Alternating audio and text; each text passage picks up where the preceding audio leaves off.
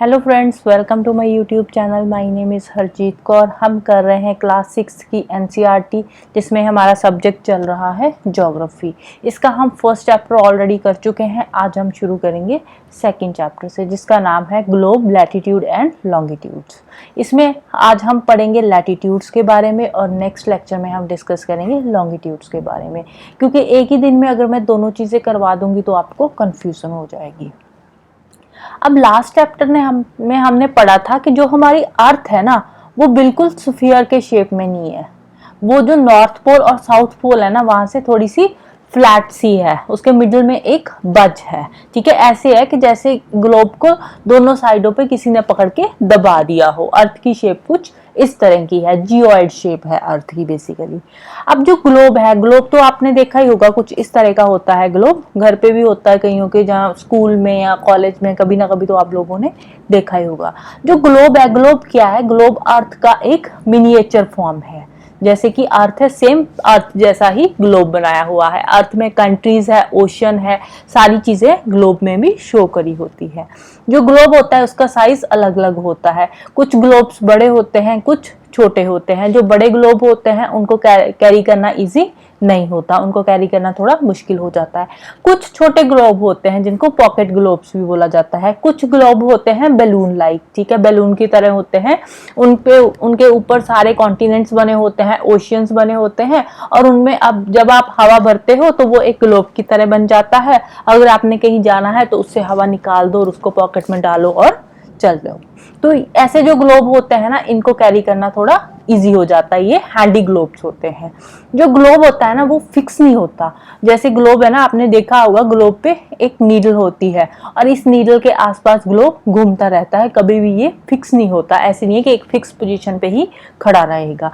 जो ग्लोब है ना, वो ऐसे घूमता है। ग्लोब क्या, हमारी अर्थ भी ऐसे ही घूमती है जैसे कि पॉटर का व्हील घूमता है। पॉटर का व्हील समझते हो ना, जो मिट्टी के बर्तन बनाते हैं, तो मिट्टी के बर्तन जब वो बनाते हैं तो व्हील के ऊपर वो घुमाते हैं ना, पॉट सा रख के अपना जो भी बर्तन बनाते हैं, तो उसको ऐसे घुमा घुमा के उसको गोलाई में कर लेते हैं। सेम हमारा ग्लोब है। ग्लोब भी नीडल के आसपास वैसे ही घूमता है। अब अगर हम ग्लोब की बात करें, ग्लोब पे कोई लोकेशन पता करनी है हमने, location of a point globe पे।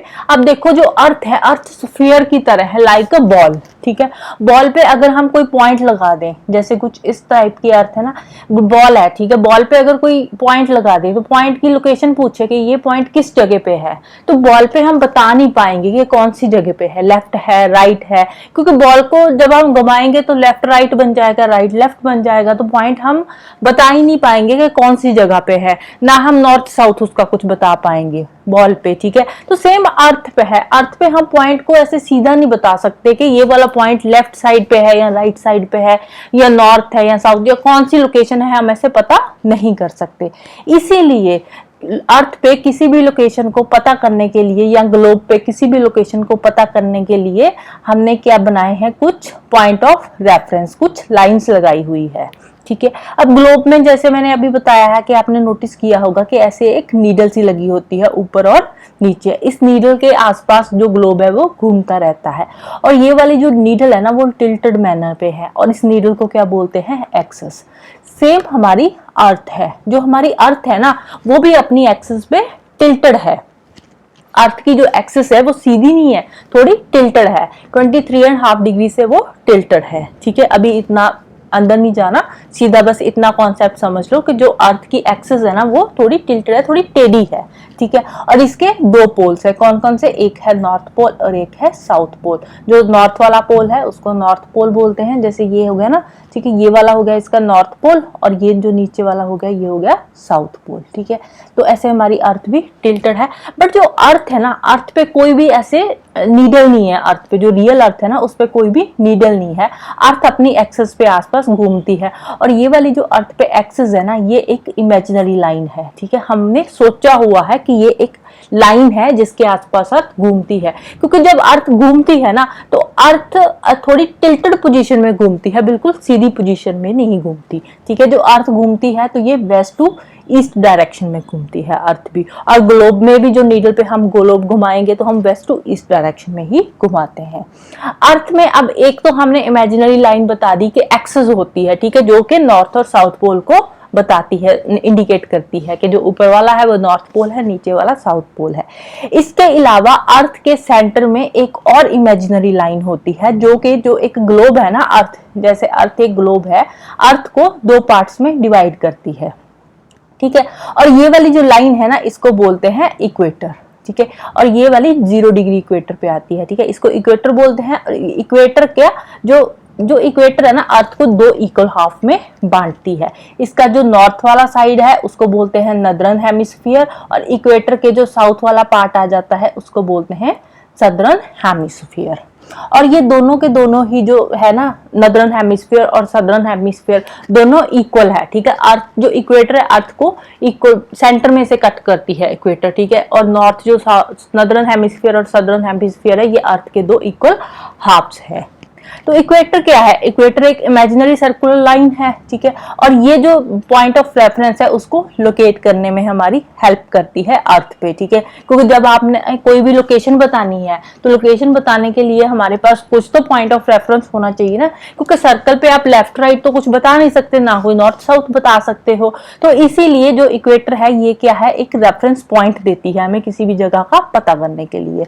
अब इक्वेटर के जो पैरेलल सर्कल बनते हैं, ठीक है, नॉर्थ की साइड भी बनते हैं और साउथ की साइड भी ऐसे पैरेलल सर्कल्स बनते रहते हैं। और ये वाले जो पैरेलल सर्कल्स बन रहे हैं इनको बोलते हैं पैरेलल्स ऑफ लैटिट्यूड्स। ठीक है, जैसे ये 20 डिग्री 40 60 80 90 तक आ जाएगा। ठीक है, ऐसे ये 20 40 60 80 जो भी है इनको क्या बोलते हैं, ये है पैरेलल्स ऑफ लैटिट्यूड्स। ठीक है, नॉर्थ में साउथ में सारे के सारे जो भी है ये सारे के सारे क्या है, पैरेलल्स ऑफ लैटिट्यूड। जो इक्वेटर है, इक्वेटर 0 रिप्रेजेंट करती है 0 डिग्री को। ठीक है, इक्वेटर 0 डिग्री पे आता है। तो इक्वेटर को जो अब हम नॉर्थ की तरफ जाते हैं तो ये आता है नॉर्थ लैटिट्यूड, जब हम साउथ की तरफ जाते हैं इक्वेटर से तो वो आता है साउथ लैटिट्यूड। और जो बिल्कुल नॉर्थ पोल है इक्वेटर से लेकर जो नॉर्थ पोल है ये आता है 90 डिग्री पे। ठीक है, इक्वेटर से जो नॉर्थ पोल तक का एंगल है ये 90 डिग्री का बनता है। ऐसे ही सेम साउथ पे है, जब हम इक्वेटर से साउथ पोल की तरफ जाते हैं तो वो क्या बनता है, 90 डिग्री साउथ पे आता है। ठीक है, तो इक्वेटर के ऊपर ऐसी लाइंस है 20 डिग्री 49। जब हम नॉर्थ की तरफ जाते हैं जो भी हम डिग्री लेते हैं उसके साथ हम नॉर्थ को रिप्रेजेंट करने के लिए क्या लगा रहे हैं, एन लगा रहे हैं। इन द सेम वे जब हम इक्वेटर से साउथ की तरफ जाते हैं तो जो भी हम डिग्री लगाते हैं उस डिग्री को रिप्रेजेंट करने के लिए हम साउथ के लिए क्या लगा देते हैं, वर्ड एस लगा देते हैं। राइट, जितने भी पैरेलल्स है नॉर्थ लैटिट्यूड और साउथ लैटिट्यूड हम जो इक्वेटर पे हैं वो सारे के सारे आ जाते हैं। अब हम ये नॉर्थ और साउथ साथ में क्यों लगाते हैं इसको समझने के लिए यहाँ पे एक एग्जाम्पल दी हुई है। क्या एग्जाम्पल दी है कि जो इंडिया में महाराष्ट्र है, महाराष्ट्र में एक जगह है चंद्रपुर। ठीक है, जो चंद्रपुर जगह है ना ये आती है 20 डिग्री लैटिट्यूड पे, जो महाराष्ट्र की चंद्रपुर जगह है। ठीक है, ये आती है 20 डिग्री पे। और एक है साउथ अमेरिका में ब्राजील में एक जगह जिसका नाम है बेलो हॉरिजॉन्टे, और ये जो बेलो हॉरिजॉन्टे है ना ये भी आती है 20 डिग्री पे ही। ठीक है, अब जो महाराष्ट्र की चंद्रपुर है ये भी 20 डिग्री पे है, जो ब्राजील की हॉरिजॉन्टे है बेलो हॉरिजॉन्टे ये भी 20 डिग्री में ही है। तो यहाँ पर फिर क्या कंफ्यूजन हो रहा है, यहाँ पर कंफ्यूजन हो रहा है तो इट मींस कि दोनों सेम लैटिट्यूड पे लाई करते हैं, इसका मतलब तो ये हो गया ना, बट सेम लैटिट्यूड पे नहीं लाई करती। क्यों, क्योंकि जो इंडिया वाला ये चंद्रपुर है ना ये लाई करता है 20 डिग्री नॉर्थ लैटिट्यूड पे, जो ब्राजील वाला बेलो हॉरिजॉन्टे है ये लाई करता है 20 डिग्री साउथ पे। ठीक है, तो ये दोनों में डिफरेंस है। इसीलिए हमने किसी भी जगह की लोकेशन पता करने के लिए कि ये नदर्न हेमिस्फीयर में है जगह या सदर्न हेमिस्फीयर में है, ये इस चीज का पता लगाने के लिए हम डिग्री के साथ साथ लगा देते हैं नॉर्थ और साउथ, सो दैट कि हमें किसी भी जगह की लोकेशन क्लियर हो सके, ये नॉर्थ डिग्री में है या नदर्न हेमिस्फीयर में है या सदर्न हेमिस्फीयर में है। राइट, अब इसके बाद और आते हैं इंपॉर्टेंट पैरेलल्स ऑफ लैटिट्यूड। ठीक है। अब एक तो हमने देखा इक्वेटर आता है, इक्वेटर आता है 0 डिग्री पे, ठीक है। एक हमने देखा नॉर्थ पोल आता है, नॉर्थ पोल आता है 90 डिग्री पे, साउथ पोल आता है 90 डिग्री साउथ पे, ठीक है। इक्वेटर 0 डिग्री पे है, नॉर्थ पोल ये रहा नॉर्थ पोल, ये 90 डिग्री नॉर्थ में आता है, और ये आ गया साउथ पोल, साउथ पोल आता है 90 डिग्री साउथ पे, ठीक है। इसके अलावा 4 और इंपॉर्टेंट पैरेलल्स ऑफ लैटिट्यूड्स है। कौन कौन से है? एक तो है Tropic of Cancer, Tropic of Cancer आता है 23.5 डिग्री नॉर्थ लैटिट्यूड में। सेकंड आता है Tropic of Capricorn, Tropic of Capricorn आता है 23.5 डिग्री साउथ लैटिट्यूड में, राइट। थर्ड आता है आर्कटिक सर्कल, आर्कटिक सर्कल आता है 66.5 डिग्री नॉर्थ लैटिट्यूड में। एंड फोर्थ आता है अंटार्कटिक सर्कल, और अंटार्कटिक सर्कल आता है 66.5 डिग्री साउथ लैटिट्यूड पे, राइट। तो ये इसके अलावा 4 और पैरेलल्स ऑफ लैटिट्यूड है जो कि इंपॉर्टेंट है, राइट। नेक्स्ट आता है heat zones of the earth, ठीक है। हीट जोन्स कितनी है अर्थ की? टोटल 3 हीट जोन्स है। कौन कौन सी? एक तो हो गई टॉरिड जोन, दूसरी हो गई टेम्परेट जोन, और थर्ड हो गई फ्रिजिड जोन, ठीक है। अब एक एक करके इनको देखते हैं। आप देखो, सबसे पहले आते हैं हम इसी फिगर पे, लैटिट्यूड वाली पे, ठीक है। हीट जोन में कौन कौन सी है? एक तो टॉरिड जोन हमने पढ़ा है। अब जो हमारा सन है ना, सन ये जो ट्रॉपिक ऑफ कैंसर और ट्रॉपिक ऑफ कैप्रिकॉर्न के बीच में घूमता रहता है, ठीक है। 21 जून को, जो 21 जून को सन कहां पर होता है? ट्रॉपिक ऑफ कैंसर के बिल्कुल ऊपर होता है, ठीक है। उसके बाद जो सन है वो साउथ की तरफ जाना शुरू करता है, और 22 दिसंबर को सन कहां पर पहुंच जाता है? सन पहुंच जाता है ट्रॉपिक ऑफ कैप्रिकॉर्न के ऊपर। 23 दिसंबर के बाद सन फिर से नॉर्थ की तरफ जाना शुरू कर देता है, और 21 जून को वापस ट्रॉपिक ऑफ कैंसर पे आ जाता है, ठीक है। तो इट मींस कि जो सन है ना, ट्रॉपिक ऑफ कैंसर से वापस ट्रॉपिक ऑफ कैप्रिकॉर्न की तरफ आता है, ट्रॉपिक ऑफ कैप्रिकॉर्न से ट्रॉपिक ऑफ कैंसर की तरफ जाता है, ठीक है। इन्हीं के बीच में घूमता रहता है। और ये वाला जो एरिया है, इस एरिया में कभी ना कभी हर जगह पे जो सन है वो ओवरहेड रहता ही है। इट मींस कि जो ये वाला एरिया है, यहाँ पे सबसे ज्यादा गर्मी पड़ती है, सन की जो हीट है वो सबसे ज्यादा इसी एरिया में ही आती है। तो इसीलिए इस एरिया को क्या बोलते हैं? Torrid zone.